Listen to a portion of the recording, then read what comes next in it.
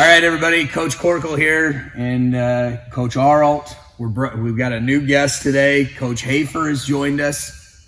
Coach Shohan on another edition of our Monday Mat Chat. Lots to talk about. Man, talk about a busy, week plus. Last week on Thursday. Well, we're gonna go back 2 weeks on the girls' side, Coach. I'm gonna turn it over to you on the front end of this. But we went to the Boone Central Invitational. And I want to highlight some of those girls' performances over there at Boone Central because we were just -1 with some sickness, and so we competed with 4 girls over there. Talk a little bit about the results at the conference tournament at Boone Central for the girls. Simple results. 3 of them got second, with the exception of Pola was conference champ, which made our team with 4 girls the conference runner-ups. In the inaugural season.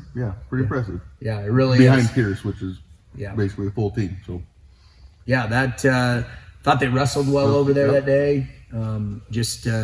Competed incredibly hard, and to come out of that deal in the first season of girls wrestling, being conference runner-up, considering our lack of experience on the girls' side, it's kind of a testament to them and their hard work throughout the season. So that was nice, kind of impressive. One coach asked me how long them girls have been wrestling. Yeah.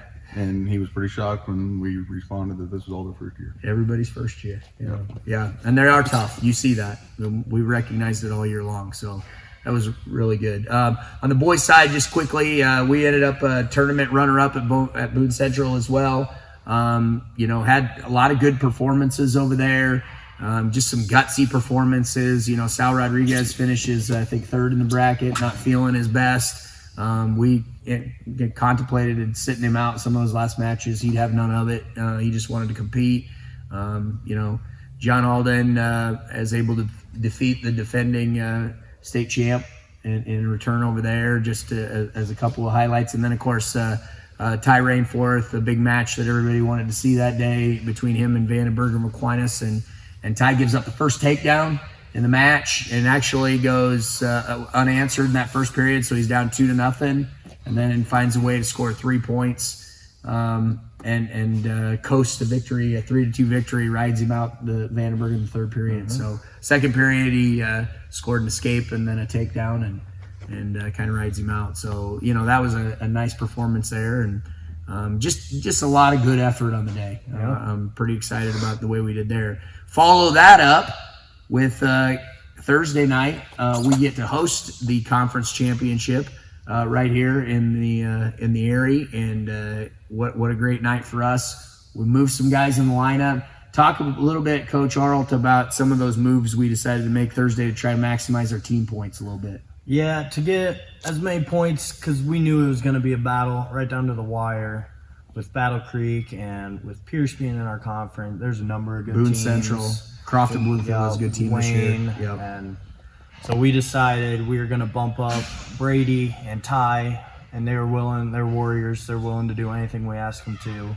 So they both bumped up a weight, and then we were able to get Pryor Matthews in at 138, and I think it did maximize. All 3 of them were able to put up really good performances and do what we asked them to, which is just go out there, get us points. We need medals, we need high finishes, and they were all able to come through for us. Yeah. And it worked out well for us in that sense. Yeah, we still, we end up conference runner-up. 8 points is what it would have taken us to overtake Battle Creek. You can go back and look, and probably find 8 points in there, but I don't think that really takes away from the effort that our kids put forth that day. There were just some incredibly strong performances. Pryor Matthews going into that 138-pound weight class and finishing 4th was a shot in the arm for us, obviously. At heavyweight, Tucker Shabram that's a solid group of heavyweights in the Mid-States Conference. Coach Hafer, talk about anything you remember for that conference tournament. What are the things that stand out to you on that performance? Oh, he comes back down to Salvador Rodriguez in the 195, getting some revenge on the Hank Hudson down there from Boone Central. Gets a pin on her decision on him, and then we go up against the Wayne kid in the finals and take it into Well, it was ultimate rideout, wasn't it? I believe Yeah. so. Yeah. And end up with a win there for conference champions for Salvador. So Yeah. he came out both guns blazing and wrestled a very well tournament for him. Yeah, he's the Other 3 than- seed in that bracket, Yeah. if I remember correctly. So. Yep. Fabian Acevedo is another one that came through for us big time. Conference champs. We had 5 conference champs in this deal. Battle Creek, I think, had 2, and but obviously they were able to score points in every weight class, and that was enough to propel them through. Even though we on that top end, obviously we shined without a doubt. So state duels Saturday. Girls district tournament Friday and Saturday. Let's start out with girls. Duke, I got a chance to go down with you on Friday and watch that first day of that tournament. And of course, Coach Hafer replaced me on Saturday. And so you were there both days for that event. Just talk a little bit about that girls district and, our girls' performances down there at Amherst. Yeah, it was cool. Cool event to be the first one. Really neat. One thing that I got to mention that I've never seen the boys tournament was the warm up. Was about 25 minutes of line dancing with 90 some girls. That's unique. It was unique. Yeah. It was neat. I'm not sure there wasn't a coach in the building. There wasn't video. Videoing. Yeah. So everybody was smiling. Yeah, it's a brave new world we're in right now. I know it's exciting for me as a coach because as we get down and look at this postseason, I think there were some, we had 5 incredibly courageous girls that decided to, take a leap of faith and do this season. And I think there were a lot of girls maybe walking the hallways in our school that are maybe looking at maybe next year jumping in because they saw that kind of experience and just, what a positive thing it was. It's certainly not easy. Practices are hard. But I think overall, the chance to be a part of something like that is something that's drawing others in. And the lessons that you learn in this sport are second to none, in my opinion. I'm obviously fairly biased. I know these guys feel the same way I do about that kind of thing. But what's good for our boys, we've known that for a long time, as dads and as coaches, is good for our girls as well. And so getting some more of them into the fold, I think, is definitely very positive. But talk a little bit about performances there. We'll just start at the bottom. Jordan Donahue lost her first match first day, come back second day, and wrestled her tail off against the girl from Grand Island. And had her beat 3 times, in my opinion. But come up short. Yep. But very, very good. Best performance of the year by far. Ended great. Yeah, we've talked a lot about Jordan and how she's quick to the leg and, just has got a lot of upside when wrestling on her feet. She fights incredibly hard. Look forward to Jordan's a junior. She's got another year to be able to do this. We're hoping, she puts in some time in the off season, continues to grow as a competitor and wrestler, and can look forward to some great stuff from her going forward. Yep. Keegan lost her first match, come back and won her second match. And then Saturday, battled hard, come up short. Same thing, improved a lot. Yeah, over the course of the year. Yeah, absolutely. Yeah. And Keegan being a senior, I just hope she has a lot of great memories of the sport and the chance to be a part of it. I think that's something we'll always remember. Yeah. Ava got in the semifinals, had the 1 seed from Bellevue, wrestled tough, got beat, come back, winning in her wrestleback match, got caught with an arm. Ended her season shorter than she wanted to, but Right.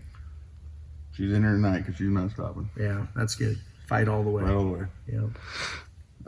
Paula, She's Paula. she's on a 1-lane road of nothing but up. Yep.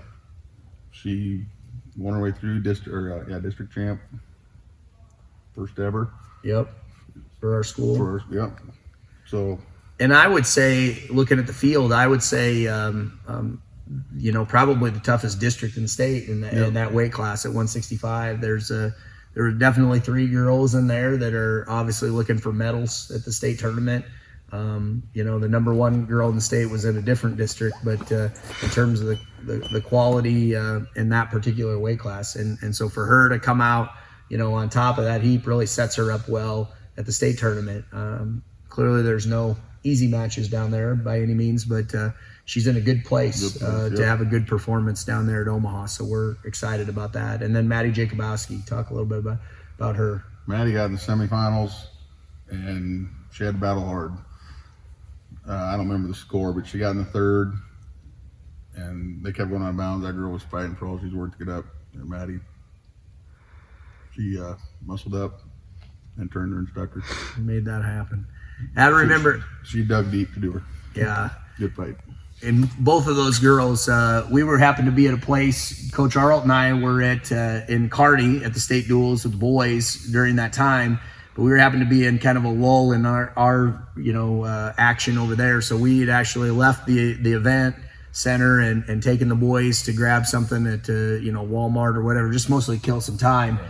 But on our way back, we happened to be able to get the chance, and it was just kind of I wish I would have been able to get video. Obviously, I was driving, but all the boys in my van, we had 5 different phones that were trained on to the girls' tournament there. Yeah. And they were all at little different points in the streaming, and just to hear those boys, cheering them on, it was, and getting the play-by-play as the driver at the time, it was kind of special to recognize that they were so invested in what the girls were doing. And it was just a neat experience as a coach to be able to do that. It would have been great. We all could have been there in person.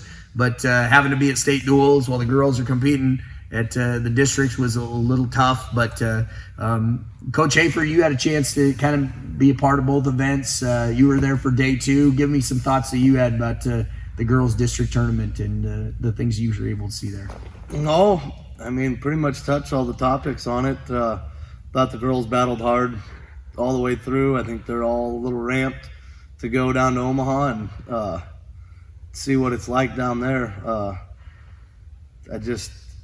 They're ready to wrestle under the big lights, and I think it'll be a pretty good challenge for them. And I think they're ready. We'll see what this week, the next couple weeks of practice bring, and we'll just move forward. Yeah, and looking at state duels, on the boys' side, I think that's kind of the last topic we want to talk about here, other than looking ahead to the district tournament, which we host here in O'Neill next week, or this weekend. But, it's been a long time since we've been to state duels. We were a part of it with the first year it was, put on. This was our 4th trip overall. We did 3 early on, and then we taken a break and had a chance to qualify this year as the 2 seed in that bracket. We're really good at certain weights in our lineup, and we've got some inexperience at some others. And so in a dual format, you kind of wish that we had a little more experience in a few of those weight classes. It just feels like a lot of times we're, going behind the 8 ball and having to scratch and fight to get back into duels. But to that end, we kind of settled on a strategy. Coach Arlt worked his tail off, strategizing what gave us the best chance, to compete against some of these teams that are maybe a little more seasoned top to bottom. And when we settled upon that strategy, it required, 2 of our biggest bullets in the lineup to basically jump a weight class, and not just really jump a weight class, because in a dual format, the way things work, you can actually wrestle up a weight class from the weight that you're set in. So we asked Brady and Ty, Ty normally wrestles a season at 138 pounds. Brady wrestles at 145. We actually asked them to weigh in just above those weight classes for the day in a way that allows them to descend back down and be in those weights. But in doing so, in weighing in at the next weight class above, we actually were wanting them to wrestle in a weight class above that. So we really essentially had them, within the confines of the rules, jump up 2 weight classes in a lot of these duels. And in my experience of coaching, I've kind of told different folks that there's probably only about 5 kids that I've had the opportunity to coach through the years that I'd ever asked to do something like that on a statewide stage, and we just so happen to have 2 of them in the lineup this year. And it made a lot of difference. I mean, it allowed us to do some things in our lineup and just really, created some opportunities for us to win some duels that we wouldn't have if we didn't do it. We didn't do it. Everything was tight. Every duel was close, and what those guys did was special in my opinion. And there was a lot of special performances down there. And, I don't know, so many emotions. I don't know that I've ever been a part of 3 more contested duels. They were street fights, all of them. Coach Arlt put together a great game plan as far as what we wanted to do and what kind of matchups we wanted to exploit. He had us in position, at every turn to be a part of that. I really thank him for that. But Coach, why don't you speak a little bit about some of the performances that stand out to you at state duels? Yeah, like you said, all 3 duels, I mean, it was an experience I've never been a part of, and I'll never forget. My first time being down there, and with how they all went, it was back and forth. I mean, Battle Creek in the semis built a 33-10 lead on us. Yeah. They thought it was over. We weren't, to be honest, I mean, it was looking gloom, but we kind of knew we've still got our big guns coming. You're right. We're still in this duel, and the guys kept fighting. And they scratched and clawed, and we ended up losing by 4 in a duel that, I mean, if things go a certain way, we might have come out on top. Who knows? But it was just an experience. I mean, we had guys. Pryor Matthew steps up to 138 and wins all 3 of his matches. Yeah. Sal goes out there and battles. He's really stepped it up the second half of the year. Right. I mean, he goes out and battles every match. Fabian goes 3-0, another big guy that if we asked him, we said we need bonus points. He gave us bonus points in 2 of the 3 matches. Right.